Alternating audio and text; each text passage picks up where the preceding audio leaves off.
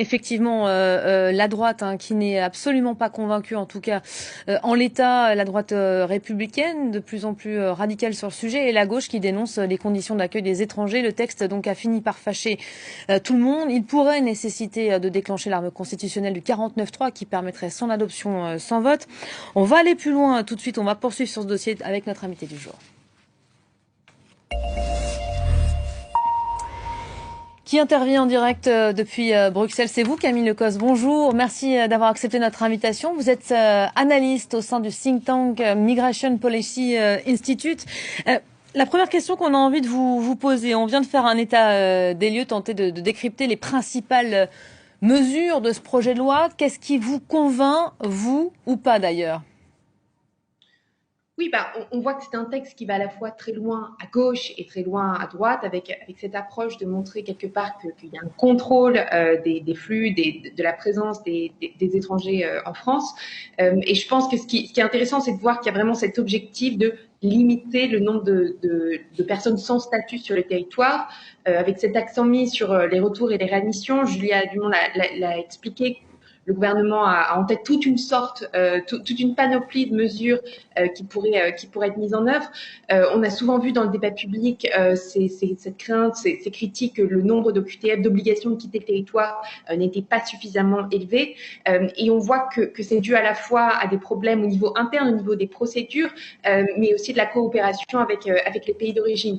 Et là, ce qui me frappe dans le débat public français, c'est à nouveau, on parle beaucoup de ce qui se passe en France, avec nos institutions, nos administrations, mais très peu sur la coopération avec les pays d'origine, pour qui les migrations représentent un sujet très important et un levier considérable pour le développement. Et on voit aussi que dans ces pays-là, je pense qu'il serait important de comprendre pourquoi cette question des retours et des réadmissions est aussi problématique.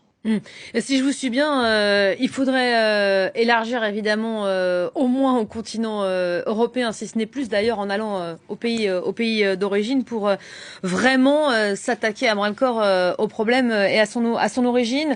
Cette loi seule en restant focus sur la France et ses problématiques, ça ne résoudra rien. Non, effectivement, je pense qu'on a, comme vous l'avez rappelé, toute cette dimension européenne. Et là, bon, on sort de la présidence française.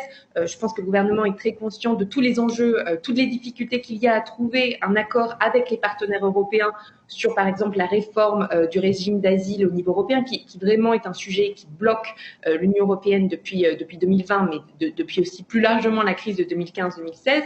Donc, c'est le premier niveau. Et le deuxième niveau, effectivement, c'est on ne peut pas penser l'immigration seulement au sein de nos frontières françaises. Les migrations ont des effets sur les pays de transit, sur les pays d'origine. Et donc, si on veut obtenir des résultats à long terme sur nos politiques, il faut qu'on mette en place une dynamique de partenariat avec ces États-là, qu'on écoute quelles sont leurs priorités. Et ça s'applique aussi à la question, par exemple, des personnels médicaux dont on a travaillé, dont on a parlé. Comment est-ce qu'on s'assure que, quelque part, les personnels médicaux ne partent pas tous en France? On a vu qu'il y avait des craintes de certains États africains par rapport à certains dispositifs de la loi française. Comment s'assurer que ce soit, quelque part, une dynamique de gagnant-gagnant qui, je pense, est la seule et le principe de base pour permettre des résultats sur ce type de législation. Aujourd'hui, en l'état, la politique migratoire européenne, elle pêche. Là aussi, on voit que les États se concentrent à leur niveau à eux. Le texte dont on parle aujourd'hui, c'est le 29e sur l'asile et l'immigration depuis 1980. Finalement, la France n'en avait pas besoin de ce nouveau texte. Alors, je pense qu'il y a toujours des améliorations qui peuvent être faites sur différents dispositifs au niveau français et au niveau européen. Effectivement, au niveau français, on l'a vu par exemple, cette mesure sur la régularisation avec cette création d'un nouveau titre de séjour répond à des attentes de syndicats, de groupes de sans-papiers, mais aussi de certains secteurs de l'économie française. Donc sur ça, par exemple, on voit qu'il y a potentiellement des progrès à faire, une avancée, mais comme on l'a rappelé, on voit aussi que ça donne lieu à un débat public avec des concepts tels que les appels d'air, le grand remplacement, qui me paraissent préjudiciables et qui me paraissent perdre de vue deux enjeux, à la fois l'enjeu sur la migration de travail, et on pourrait y revenir, mais il y a vraiment un besoin de l'économie française pour ces travailleurs et encore plus à l'issue de cette pandémie.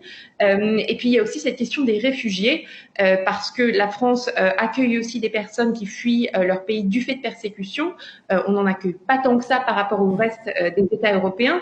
Et pourtant, on a vu au moment, par exemple, de la crise en Ukraine, qu'avec nos partenaires européens, on pouvait avoir une approche coordonnée, solidaire et accueillir des personnes qui fuient une guerre. Vous avez le sentiment justement qu'avec la guerre en Ukraine et cette question de l'accueil d'une population qui vit un conflit direct, ça a fait bouger les lignes?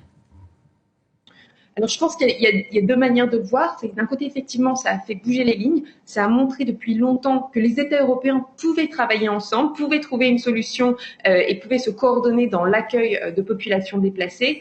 Il y a aussi beaucoup de choses qui ont été apprises au niveau de l'intégration de nouveaux arrivants qui ont été à nouveau testés avec cette crise ukrainienne.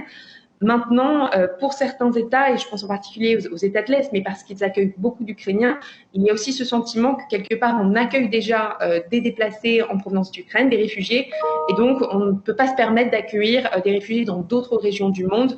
Et on l'a vu au niveau au niveau des discussions européennes, ça entraîne quelque part une fermeture encore plus importante des frontières européennes. Pardon, vous évoquez le cas des réfugiés ukrainiens. On en est où d'ailleurs justement au niveau français aujourd'hui? Alors, on compte à peu près 65 000 personnes sans les enfants à la fin de l'année 2022. C'est peu finalement par rapport à l'étendue de la crise ukrainienne et surtout par rapport à des États tels que l'Allemagne ou la Pologne qui en accueillent beaucoup plus. Mais on a vu comment en France, ça avait d'ores et déjà posé des difficultés, et notamment avec toujours ce problème de l'accès au logement, où on manque souvent de logements pour ces populations lorsqu'elles arrivent en France. Un commentaire, l'association d'aide aux migrants, la CIMAD, estime que ce nouveau texte alimente avant tout le moulin de l'extrême droite en répondant sur leur terrain. Votre avis à vous? Oui, je pense qu'il faut faire très attention au niveau du débat public et on va le voir dans les prochains mois. Il y a eu un progrès avec l'association du ministère du Travail à ces discussions et je pense au début une ouverture de la part du gouvernement pour montrer que l'immigration, ce n'est pas seulement une question de contrôle des frontières, mais aussi un bienfait pour l'économie française. Maintenant, ce qui manque toujours, c'est de regarder un petit peu au-delà de nos frontières, que ce soit au niveau des réfugiés, mais aussi au niveau des questions voilà, de développement, de partenariat, de politique étrangère. Qu'est-ce que ces migrations signifient pour la France par rapport à nos partenaires européens et au-delà en Afrique, au Moyen-Orient. Merci beaucoup Camille Lecause d'avoir été notre invitée du jour à l'heure où ce projet de loi, un nouveau projet de loi, a été dévoilé ce matin en Conseil des ministres.